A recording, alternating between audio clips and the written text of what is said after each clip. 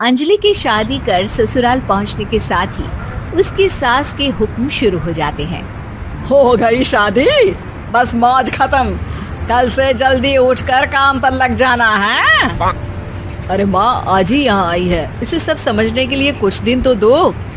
मेरे और बहू के बीच की बात है, तू घर के मामले में ना बोलियो। इस पर जतिन वहाँ से अपने कमरे में चला जाता है और सास अंजलि को काम की लिस्ट सुनाने लगती है। सुबह पहले घर की सफाई करनी है, फिर कपड़े धोने हैं, साथ में खाना भी बनाना है। एक की वजह से दूसरा काम रुकना नहीं चाहिए है। जी मम्मी जी ठीक है। ये कहकर अंजलि अपने कमरे में चली जाती है। अंजलि, मम्मी हमेशा बोलती थी बहू आएगी तो उनका काम हल्का होगा, पर मुझे नहीं पता था कि वो काम हल्का करने की जगह टाल ही देंगी।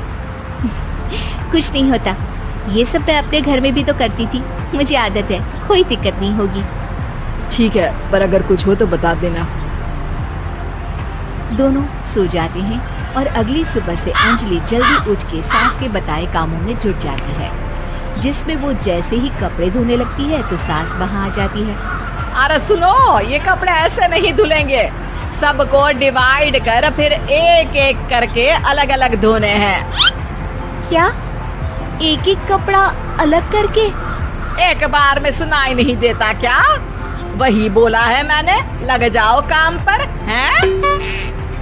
सास की बात मानते हुए अंजलि एक एक करके कपड़े धोना शुरू करती है, जिसे करते हुए आधा दिन बीत जाता है।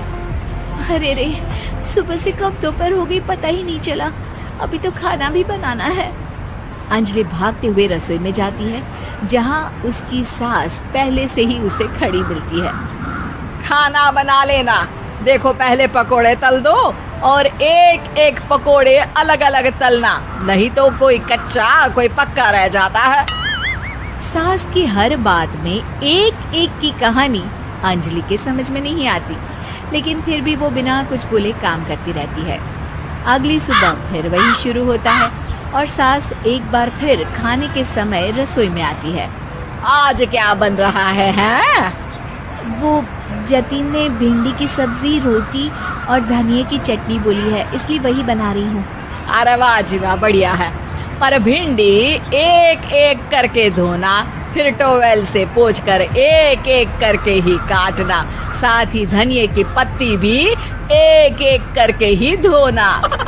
अरे पर मम्मी जी। अरे क्या पर? सफाई का ध्यान रखना आता भी है या नहीं है? मैं ये सब सबकी हेल्थ के लिए ही तो कर रही हूँ ना, और तुम अर पर करती रहती हो हैं? सास की बातें सुन अंजलि हैरान रह जाती है।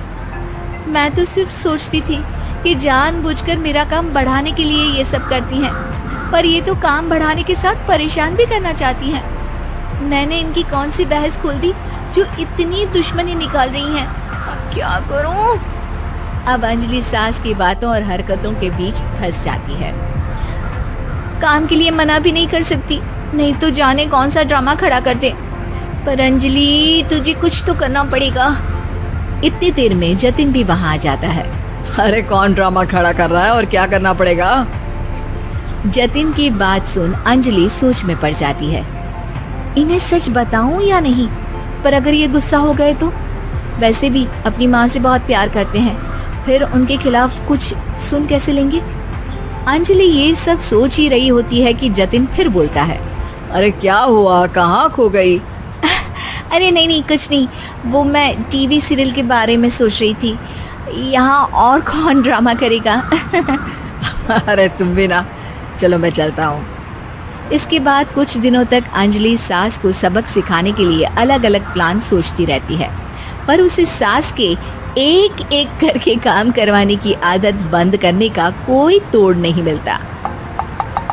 अगर ऐसे ही चलता रहा तो कहीं मैं एक दिन अपने सिर के बालों को भी एक एक करके सुलझना ना शुरू कर दूं। पगली हो गई है क्या? अकेले में क्या बड़बड़ किए जा रही हो? वैसे आज खाने में क्या है? आलू की सब्जी। तो फिर आलू को अच्छे से काट कर उसके कटे हुए कपड़ों को एक एक करके ही धोना है। बिल्कुल, इसे कैसे भूल सकती हूँ। मेरे जी को झंझोल। अरे बातें कम काम ज्यादा हैं। अंजलि एक बार फिर सास के कहे अनुसार काम करने लग जाती है, जिसमें सब्जी बनाते हुए उसके दिमाग में एक आइडिया आता है और वो सास को आवाज लगाती है। मम्मी जी सुनिए जरा इधर तो आना। अंजलि की आवाज सुन सास रसोई में आती है।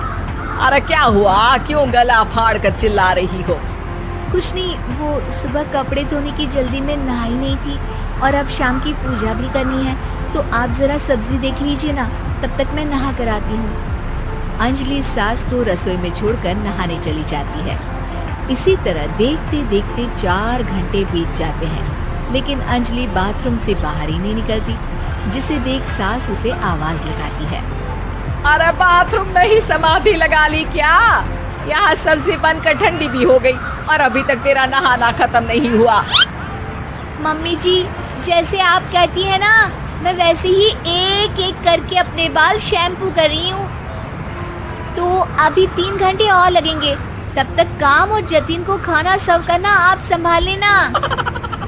इस तरह अपने नहले पर बहू का दहला देख सास शॉक्ड रह जाती है, जिसके बाद से घर में एक एक करके करने का आलाप बंद हो जाता है।